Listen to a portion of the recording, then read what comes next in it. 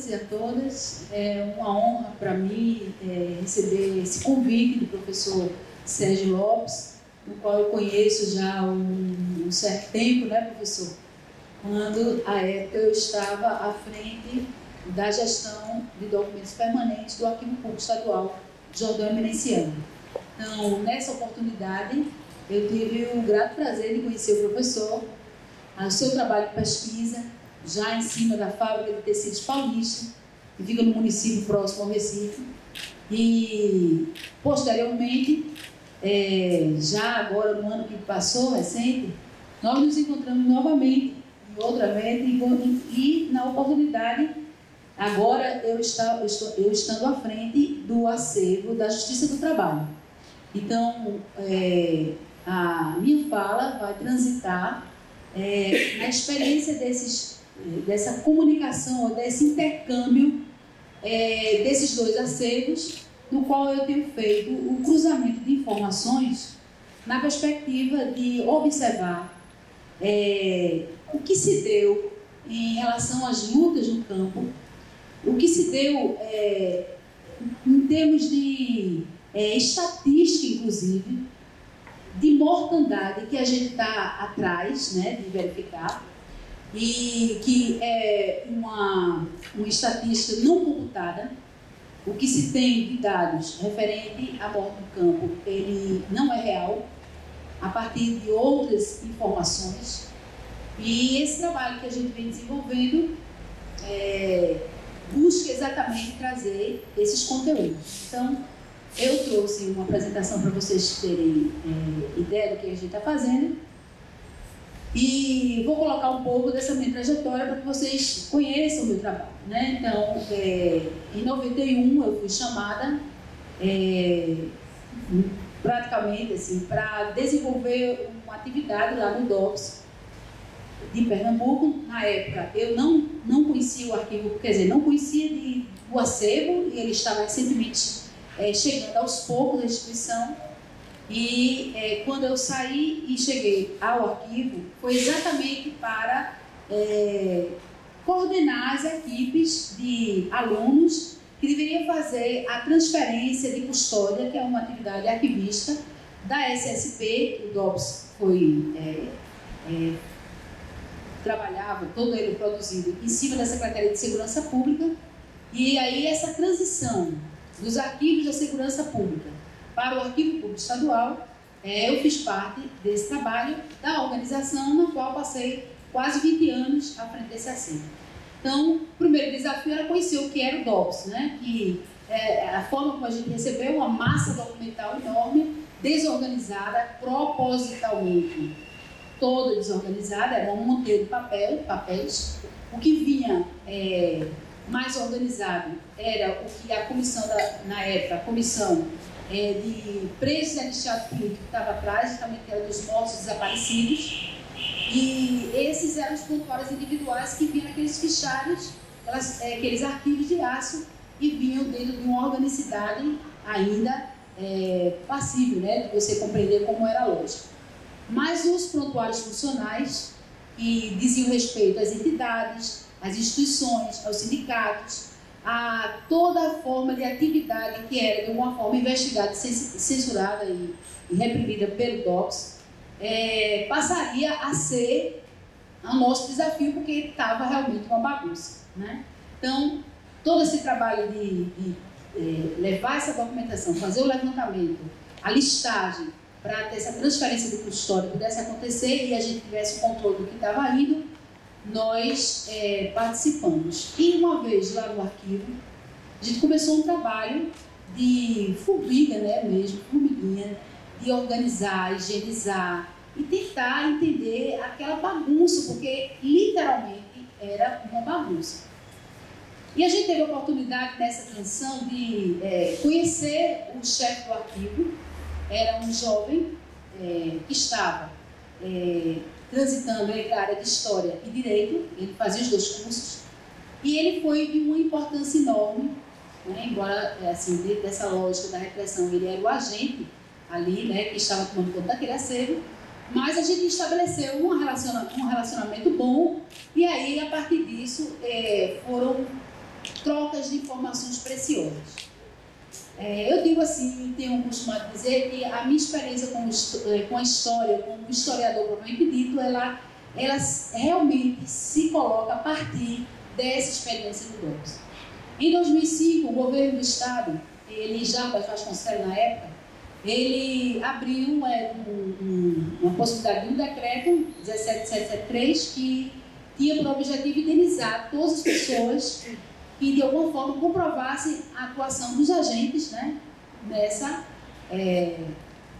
nessa quesito de repressivo, que tivesse provocado alguma alteridade na vida dessas pessoas. E muitos recorreram ao arquivo, óbvio, para pegar seus prontuários. E foi nesse momento que eu tive uma outra experiência extremamente rica.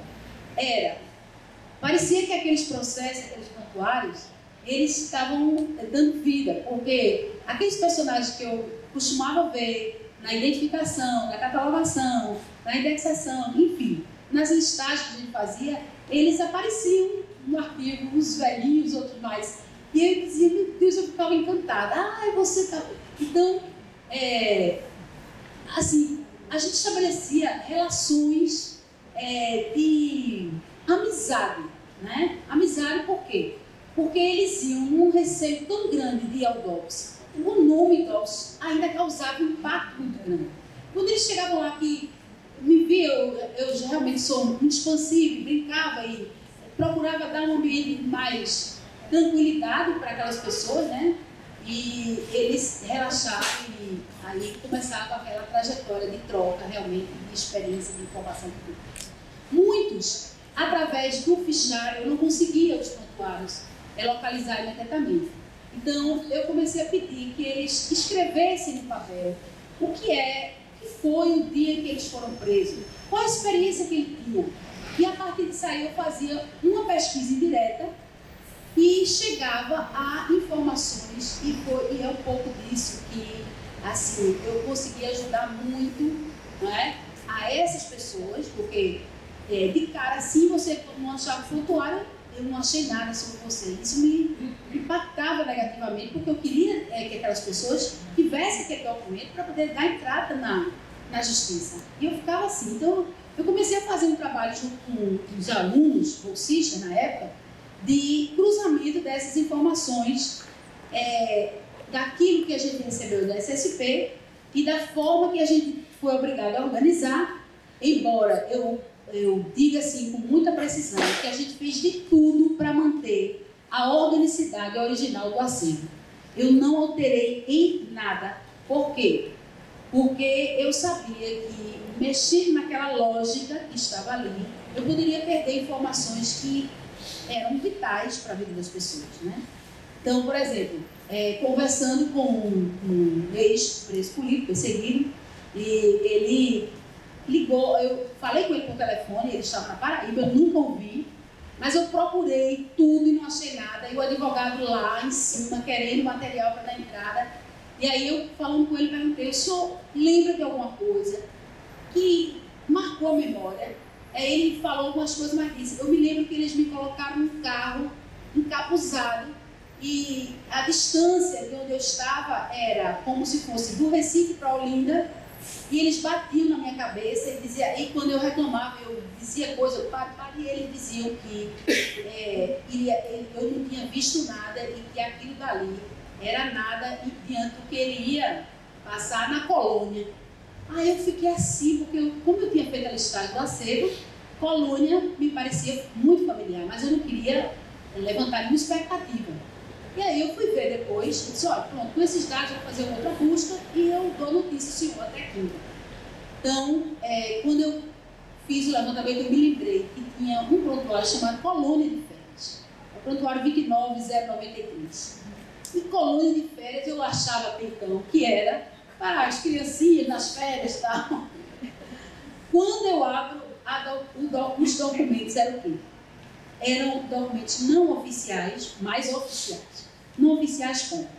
Porque naquela época não tinha computador, era tudo datilografado. E esse especificamente estava todos os assentamentos feitos em folha de papel pautado, aberta, você abria e tinha como se fosse um caderno, né, riscado com a data, o número de ordem, a data que eles tinham entrado, o nome completo, o número do prontuário e as horas de interrogatório. E aí, olhando aquela documentação, eu descobri uma unidade paramilitar, igual ou parecida que houver no Brasil, várias, de Petrópolis também, né? Que torturavam presos políticos da mais alta, vamos dizer assim, relevância para o governo. Isso foi matéria de uma dissertação de mestrado de um aluno que nos ajudava lá e terminou aprofundando e foi atrás. Essa unidade paramilitar funcionava nos Milagres, lá em Olinda, e outra parte dela, onde hoje é um shopping, chamado Shopping Pátio Olinda. E o que chama a atenção aí isso me despertou, inclusive, muito interesse, porque eu comecei a ouvir esses presos políticos, esses anistiados da família, porque esse dado, esse elemento, era o fio da meada para a gente localizar mais informações sobre essas pessoas.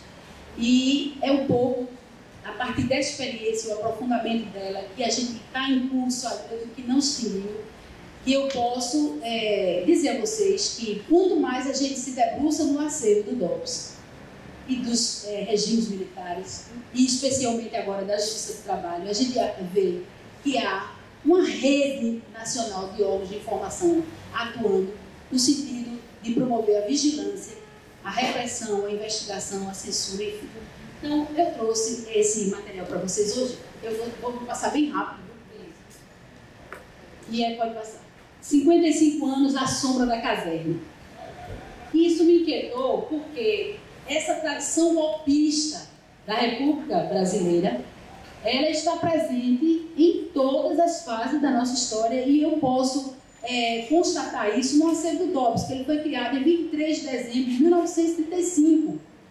E ele permaneceu, embora tivesse distinto em 90, ele permaneceu, tem um documento lá de 93.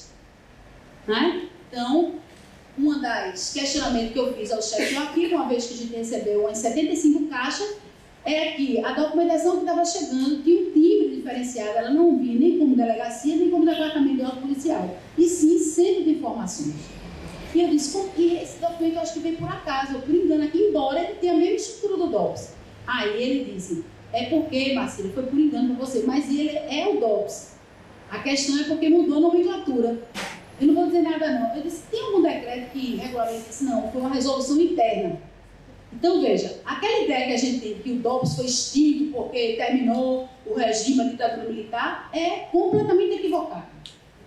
Esse serviço de inteligência ele continua e hoje com uma envergadura muito maior porque a gente tem a tecnologia da informação, os instrumentos, né, de tecnologia. E isso é uma coisa de realmente de você ficar assim intrigado. Tá? Pode passar. Então, a memória, para mim, é fundamental. Né? A memória, porque é a partir da memória desses pesquisadores e a memória que está lá nos documentos que a gente pode ver algo de concreto atuando no espaço, inclusive, atual. Essa memória não é uma coisa passada, estática, que a gente vai lá e revisita, não. Ela é viva e ela está presente, construindo o presente. Pode passar.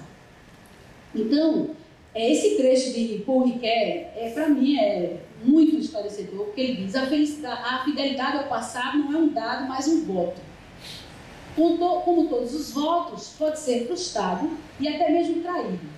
A originalidade desse voto é que ele consiste não numa ação, mas numa representação retomada numa sequência de atos de linguagem constitutivos da dimensão declarativa da memória.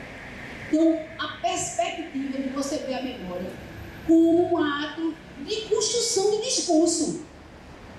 E é por isso que eu fico intrigada e não mais intrigada, mas não mais surpresa quando eu vejo tudo que se passa no Brasil na atualidade. Pode passar. Esse aqui é um trecho do livro dos mortos, dossiê dos mortos desaparecidos políticos, em que o governador de Pernambuco, Miguel Arraes de Alencar, ele escreveu essa abertura. Ele diz o seguinte: este livro é um instrumento para a construção de uma nação justa, antes de ato de denúncia. Os fatos que erguem à nossa frente são incontornáveis. Não há alternativa além de decifrá-los e revelá-los. Por maiores que sejam as dores e por mais resguardadas que sejam as culpas, é também com dores profundas e com culpas expostas que se constrói a nação. Querer justiça não é querer revanche. Os revanchistas apenas formam erros, enquanto os que lutam pela justiça fazem avançar o processo de redemocratização, que no Brasil ainda é essencialmente formal. A democracia no Brasil é essencialmente formal. Ao sustentar um modelo econômico que gera milhões de miseráveis, o reconhecimento pelo Estado dos direitos brasileiros mortos no decorrer do regime militar marcará o avanço no processo de redemocratização, avanço no qual temos a convicção, sabemos conquistar com maturidade e responsabilidade.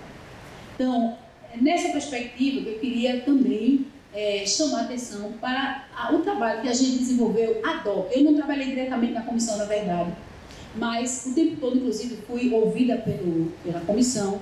O tempo todo eu estive auxiliando à distância, devido às inúmeras obrigações que recaem sobre mim, e aí, infelizmente, eu não pude realmente.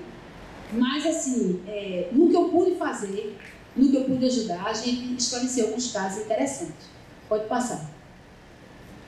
Então, veja, o perfil da República Brasileira, ela foi construída em cima de golpe. Pode passar, não vou ler. E aí, ó, de 1889, quando foi instalada a República, até 2015, o Brasil foi comandado por 42 presidentes, apenas 19 foram eleitos pelo povo e 11 terminaram seus mandatos. A democracia brasileira é frágil e em 124 anos de vida republicana, apenas 11 presidentes conseguiram concluir seus mandatos outorgados pelo povo, 40% dos eleitos não concluíram seus mandatos e um quinto deles deixaram o cargo por razões políticas. Isso é, para mim, mais do que sintomático de que a gente, nosso período, vamos dizer assim, de possibilidade democrática foi o tempo todo tutelado. Tá? Pode passar. A história, né, da trajetória política são dados 6 constituições federais, 7 golpes de Estado, 6 vezes Congresso fechado. A gente passou mais tempo sobre os auspícios de ditaduras ou regimes autoritários do que propriamente exercendo a cidadania, o direito à democracia. Pode passar. Aí todos eles, olha, o que está de pretinho são os golpes. Tá? E aquilo que pensávamos que Michel Temer também não seria um golpe, é também. E eu vou dizer que ele é possível, isso é possível, devido à estrutura, veja, de governabilidade e da sociedade em que vivemos, permite que isso aconteça. São permanências que não foram rompidas. Pode passar. Então, a gente vai entrar agora no DOPS. A gente tem uma estrutura de funcionamento da máquina de violações de 35 a 90, criada pela Lei nº 71, em 23 de dezembro de 1935. 23 de dezembro, véspera de Natal, e ninguém está se preocupando com nada. Da mesma forma que no Carnaval, se lançaram agora, né, um pacote lindo e maravilhoso, né? Recentemente. Então, foi extinto em março de 90, e o decreto 14877, de 12 de março de 91, transfere para o arquivo público esse conjunto documental. Pode passar. Então, as atividades principais, a atividade meio, né, que permite que esse órgão funcione. As atividades fim, investigação, censura e repressão, está lá no corpo da lei, pode passar. E aí, a seção de ordem político social. Eu não vou me adorar, né, mas vocês observarem o que é que eles vigiavam, essa vigilância nos locais de trabalho, nos bairros proletários, nos louradores públicos. Disso se decorria sindicâncias, diligências, greves. A repressão totalitarismo de esquerda está lá, como combate ao comunismo. Comunismo, marxismo, maoísmo, trotskismo. Eu tenho alguns exemplos, sabe? Pode passar. Vigilância nos centros intelectuais e ideias. Seção de hotéis, pensões de casa de cômodo, pode passar. Fichamento dos hóspedes, isso permanece hoje. Se você entrar em qualquer hotel hoje, você tem que preencher aquela ficha. É para IPTU, viu? Não é para ninguém, não, é para IPTU. Se os órgãos quiserem, você vai passar a informação. arquivo geral, prontuários em geral, arquivos de documento, informações de comunicação, fichário em geral, relação entre pessoas e crimes. Isso aí, a partir dessa estrutura, eu até presenteei o professor, né, com o mapa hoje. É uma estrutura gigantesca, alinhada, desde as Forças Armadas lá em cima até o último. E os órgãos se comunicam entre si. Eita, já vai terminar. Olha, pode passar aí que eu vou passar bem rápido. Aí é o staff de polícia de 35, de 35 e 45. E esse senhor, ao lado do meio, esse é o comissário do meio, ao lado é Júlio. Júlio Vasconcelos passou 37 anos à frente do arquivo do DOPS. Quando ele não estava, ou precisava, o ICM vinha em 71, ia buscá-lo em casa se ele tivesse férias. Esse homem não sabia, ele sabia tudo de cor e salteado do arquivo do DOPS. Pode passar. Então, o chefe do arquivo Júlio de Vasconcelos de Barra, arquivista número 2, o subchefe, aí tem o estágio todinho, e eles trabalhavam também com o serviço reservado. Então, a minha ideia é analisar a informação na perspectiva de Foucault, né? E entender como é que esses mecanismos de poder, como é que eles se engrenam e como é que eles vão, de alguma forma, se comunicar com esses outros órgãos. E isso foi o mote inicial para que eu começasse a cruzar os dados com o DOPS, com os processos trabalhistas produzidos pela Justiça do Trabalho da Sexta Região. Isso aí é a estrutura do DOPS, né? A partir de minha tese de doutorado, o diagrama da rede de informação, como é que ele se processa, a SSP lá em cima, o DOPS como órgão de operação, as funções dele, e a informação que era o quê? O núcleo-chefe de toda essa rede de busca, né, a respeito das pessoas e das entidades. Pode passar. E aí a memória imagética do golpe, que eu quero passar para vocês, ali é a deposição de Arraes, né, quando ele sai do governo. Pode passar. Aí o AI-5. Pode passar. E aí, veja, essas pessoas que assinaram o AI-5, leiam e olhem se vocês acham alguém que ainda está na ativa. Daí. Antônio Delfim Neto é um nome, né? É um nome. Ele continua também na ativa, né? Pois é. Vamos passar.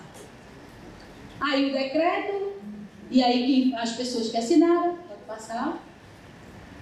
E aí o Brasil republicano, essa tradição golpista, né, que permeia a República Brasileira, pode passar. E aí aquilo que a gente está agora perseguindo, que são os movimentos sociais do campo. O arquivo do TRT, da Sexta Região, a maior parte da sua documentação, ela traz um conjunto enorme, quase 2.500.000 processos, e parte significativa dele é dos trabalhadores rurais. É o monitoramento do campo. E quando esses sindicatos ou pessoas individuais entram com seus processos na justiça, então há um trâmite diferenciado e há uma interrupção dele quando se descobre que esse trabalhador ou é sindicalizado, ou ele, inclusive, é chamado, ou ele é considerado um agitador subversivo. Quando o advogado ou o próprio patrão, dono do engenho, ele identifica que aquela pessoa é um agitador, está bagunçando a sua produção, aí automaticamente esse processo sai da expensa da Justiça do Trabalho e passa para a esfera política, mesmo quando ele esteja prestes a ganhar aquele direito, né, que o trabalho poderia reconhecer. Pode passar. Passe. São imagens do acervo. Pode passar. Aí no campo, essa cidadã que está aqui em pé com a bolsa, ela aparece nos arquivos do DOPS. E como morta, ela se trancou no banheiro do DOPS com a bolsa dela e se suicidou. É Natália de Souza Melo. Aqui no meio é Padre Henrique, Gregório Bezerra, arrastado pelas ruas de Casa Forte. Pode passar. Aqui é o corpo, o cadáver do Padre Henrique, que foi liberado para a gente pelo Instituto de Medicina Legal. Pode passar. Manuel da Silva é outro, Toritama, pode passar. Aqui é um grupo que trabalhava com a denúncia das torturas fora do Brasil, pode passar. E é o crime expressamente de lesa humanidade, né? Pode passar. Aí o primeiro movimento contra a tortura no Brasil. Aí são alguns, viu? São os torturadores que a gente conseguiu mapear nos documentos do DOPS. São mais de 5 páginas desses que aparecem em décadas diferentes do acervo. Pode passar.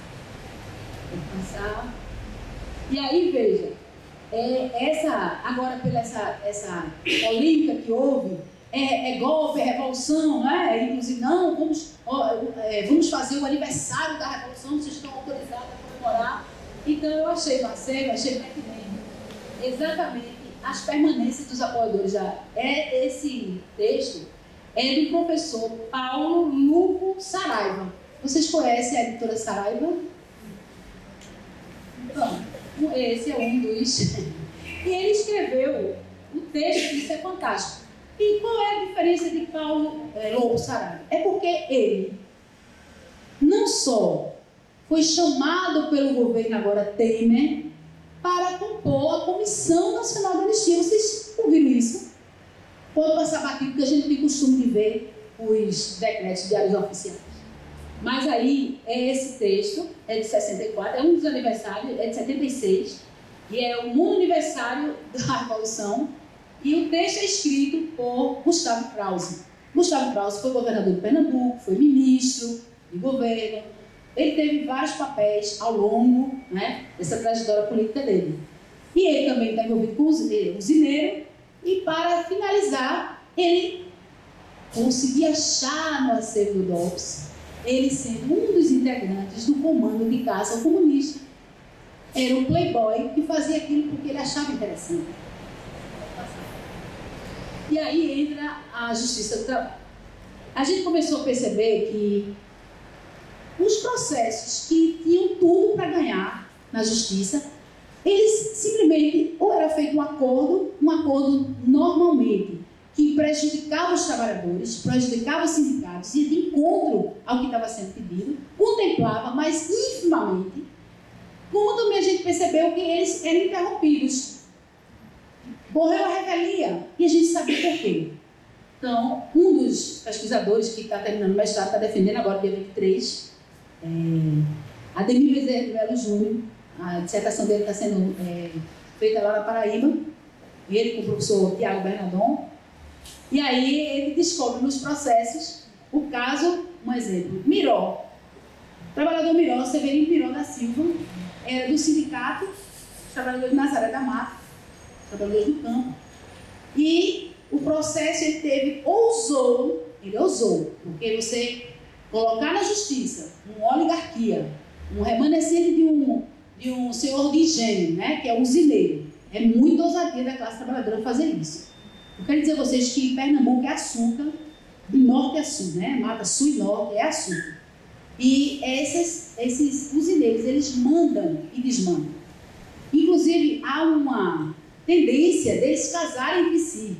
E quando eles casam, eles criam as normas trabalhistas como se fosse um cartel. Elas passam de um padrão que é aplicado tanto na Mata Norte como na Mata Sul. E quando a Justiça do Trabalho vai atuar, porque ele é um órgão que surgiu para dirimir o conflito entre capital e trabalho, mas é criado também na era Vargas, para sufocar um pouco esse movimento, esse avanço da resistência da classe trabalhadora. Então, quando ele começa a atuar no sentido de conciliar, para evitar o mal maior que seria a greve. Que a greve altera a produção, para tudo, prejuízo, enfim. Então, quando a gente começa a se debruçar nesse acervo, a gente percebe que o caso são casos recorrentes. E aí a nossa curiosidade já agora foi ver se também nas fábricas, como a gente tem muitas fábricas têxteis, e aí o foco era ver o trabalho feminino nas fábricas têxteis, se isso também era pertinente nas fábricas de tecido. E aí a gente pegou como mote tanto a Paulista, que é um dos maiores cotonifícios do município de Paulista, como também a Macaxeira, que fica próxima da Rural. E aí a fábrica de tecido Macaxeira, ela traz uns flagrantes Bem interessante.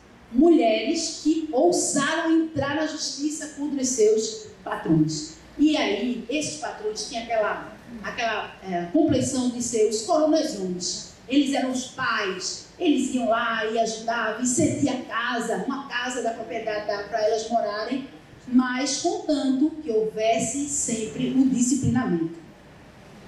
Então, o caso de Claudiano chamou a atenção devido ao de Miró.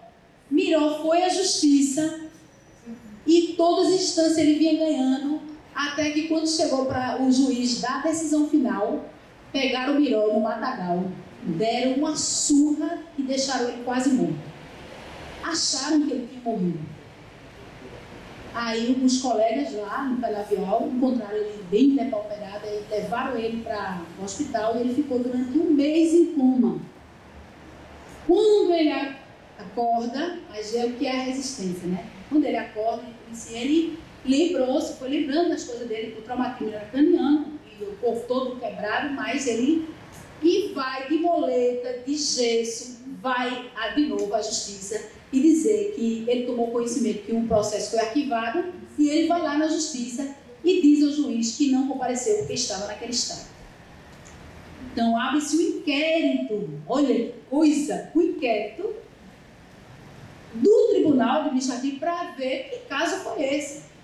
E aí, quando vai ouvir, o juiz abre e reabre o processo, chama as partes, o administrador vem falando pelo proprietário e quando chega, aí ele diz que não, ele não tem nada a ver com aquilo, mas que aquele homem era um agitador que estava inflamando a classe trabalhadora daquela usina.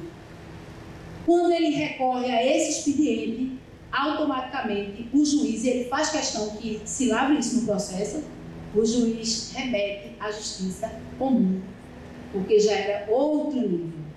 Dá ao rapaz, né, a Miró e os seus companheiros, dá as férias que ele pedia, o trabalho, sobre o trabalho, as coisas trabalhistas, como é as requisições trabalhistas, mas remete o processo para... E nesse momento a gente começa a cruzar a informação com o DOPS e está lá bonitinho o processo do rapaz e de tantos outros. Claudio Alves Santana é outro, pode passar. Esse outro, Cícero Anselmo da Silva, usina Roçadinho, eu trago apenas, porque é muito pouco tempo, aí eu trago fragmentos para vocês verem, também fechado no DOPS, pode passar. Iraci Maria Barbosa dos Santos, esposa do trabalhador Adelino, que também foi morto, fechado no DOPS, 70, 79, 65, é tudo, pode passar. Aqui é a usina Catende, onde vários desses aconteceram, antes de hoje, pode passar. Aqui são os dissídios coletivos. Esse dissídio coletivo durou 15 anos. Quando ele foi reconhecido o direito das pessoas que estavam aqui, as pessoas já tinham morrido. Pode passar. Aí é o tratamento que a gente vem fazendo, no acervo. Como eles chegam, pode passar. E aí, os antecedentes que estão no processo, que eu não posso nem trazer, os discursos e a permanência, né? Qual é a fala, qual é o discurso que é nomeado para dizer que esses movimentos não são afeitos a essa república, aos princípios democráticos, eles evocam a democracia para lascar, vou dizer mesmo, lascar, perseguir e humilhar o trabalhador. Pode passar? Pode? Pode. E as consequências dessa política golpista junto à administração pública na governabilidade das relações internas e externas do Brasil. Pode passar. São questões, pode passar. Aí, veja, é sintomático que depois de 26 anos se cria uma lei de acesso à informação. Vocês não acham que isso é inquietante? Né? Pode passar. E aí, o que cumpre isso? Né? No final, toda essa agenda está alinhada ao capital na sua mais voraz necessidade. A gente não pode esquecer disso. Pode passar. Obrigada.